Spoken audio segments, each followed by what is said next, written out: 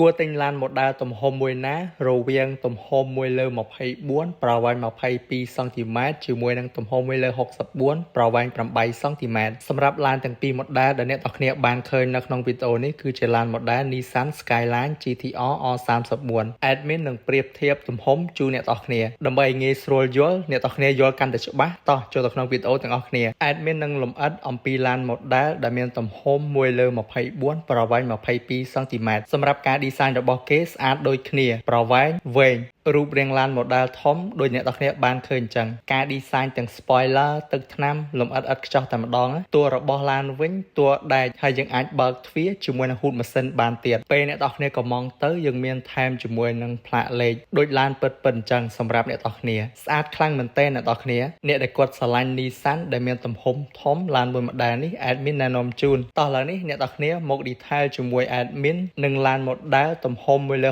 64 ប្រវែង8 សង់ទីម៉ែត្រយើងម្ដងការ design របស់គេស្អាតដូចគ្នាទឹកថ្នាំអីគឺលម្អិតខ្លាំងតែម្ដងសំខាន់យើងអាចបើកហូតម៉ាស៊ីនបានទៀតដូច Nissan R34 ដែលមានទំហំ1 លើ 24 ប្រវែង22 សង់ទីម៉ែត្រអញ្ចឹងប៉ុន្តែយើងអាចបើកទ្វារបានទេអ្នកនរគ្នាសម្រាប់តួរបស់ឡានតួដែកដូចគ្នាការ design របស់គេលម្អិតស្អាតខ្លាំងដូចគ្នាអញ្ចឹងសម្រាប់អ្នកដែលគាត់ស្រឡាញ់ជាប្រភេទឡាន model ដែលមានទំហំតូច design ស្អាតខ្លាំងឡានដែលមានទំហំ1 លើ 64 ប្រវែង8 សង់ទីម៉ែត្រ Admin ណែនាំជូនសម្រាប់ការកម្មង់របស់អ្នកនរគ្នានឹងទទួលបានជើងទម្រកញ្ចក់អាគ្រីលិកប៉ុន្តែយើងអាចដាក់ផ្លាកលេខបានទេអ្នកនរគ្នាដោយសារឡាន model 1 លើ 64 មានទំហំតូចតែ premium ខ្លាំងមែនទែនសម្រាប់ក្នុងវីដេអូនេះក៏បានមកដល់ទីបញ្ចប់ដោយអ្នកនរគ្នាបានដឹងអញ្ចឹង design គេស្អាតខ្លាំងដូចគ្នា premium ដូចគ្នាឥឡូវនេះអ្នកនរគ្នាគួរតែសម្រេចចិត្តថាទំហំឡាន model មួយណាដែលស័ក្តិសមសម្រាប់អ្នកនរគ្នាសម្រាប់ admin វិញឡាន model ដែលមានទំហំ1 លើ 64 គឺជាក្តីសម័យរបស់ admin